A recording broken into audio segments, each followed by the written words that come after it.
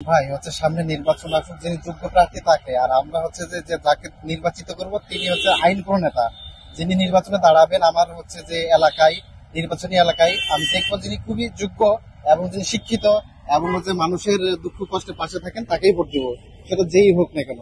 কিন্তু প্রার্থী অবশ্যই যোগ্যতা সম্পন্ন হতে হবে, হাইলি এডুকেটেড হতে হবে এবং তার যেন হচ্ছে যে রেপুটেশন থাকে সেটাও আমি দেখবো, এই আর কি। ভাই হ্যাঁ, অবশ্যই অবশ্যই, কিন্তু যে হচ্ছে যে লুটপাটের রাজনীতি থেকে বিরত থাকবে তাকেই আমরা দিব, সেটা যাই হোক না কেন। এখনো পর্যন্ত তাকে আপনার লুটপাতের রাজনীতি থেকে বিরত নেওয়া হচ্ছে। ভাই এখন হচ্ছে আমাদের বাংলাদেশের প্রেক্ষাপটে আমরা যদি অতীত ইতিহাস দেখি, যারাই রাজনীতি করেছে তারাই হচ্ছে যে লুটপাতের সাথে কিছু না কিছু জড়িত আর কি।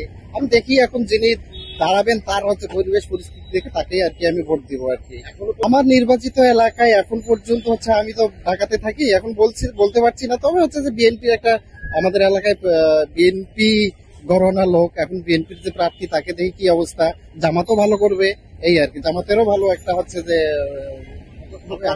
দুই দলের একজন বলতে প্রার্থী, আমি বেসিক্যালি যিনি প্রার্থী খুবই যোগ্যতা সম্পন্ন তাকেই চাচ্ছি আমি, যার হচ্ছে যে যেমন আমার এলাকার আগের যে এমপি ছিলেন বিএনপির, তার সম্পর্কেও আমি জানি, জামাতের যে এমপি হইতে পারেনি, যে ক্যান্ডিডেট জামাতের হবে তাকেও আমি হচ্ছে দেখবো তার যোগ্যতা কেমন, তিনি কেমন মানুষ হিসেবে, কেমন জনগণের পক্ষে থাকেন না বিপক্ষে থাকেন সেগুলো আমি জানবো, তারপরে ভোটটা দিব।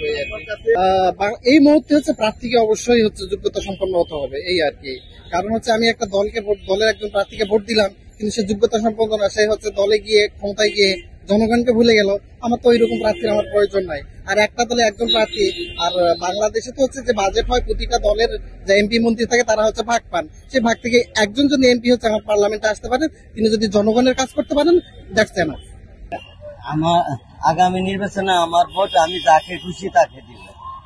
আমি এরকম নাই যে কারে দিব না দিব, এটা কোনো মতলব নাই। আমারটা আমি যারা মনে চায় তারে দিব। বিগত নির্বাচনগুলোতে কাকে দিয়েছিলেন? এটা কি বলতে পারবো না, বলা যাবে না।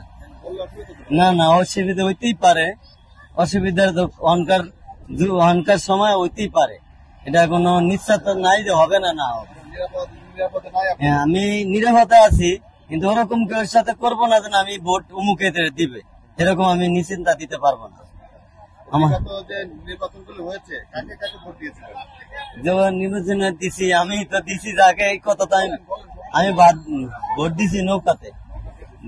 কেন দিয়েছিলেন বা আগামীতে কেন দিতে যাচ্ছেন? আমি আগামীতেও কোন সময় ভোট যাকে দেওয়ার আমি সাকে দিবে, কিন্তু কারে কোনটি নাম দিবে এটা বলবো না। নৌকায় যদি আবার প্রার্থী আসে, নৌকায় যদি আবার ক্ষমতা আসতে চাই, সেক্ষেত্রে নৌকা যদি এখানে আসে হিসাবে দিব, এখন যারা আসে একবারে ভালো লাগলে একবারে দিব, এরকম কোন কমিটি নাই যে কাকে দিব না দিব।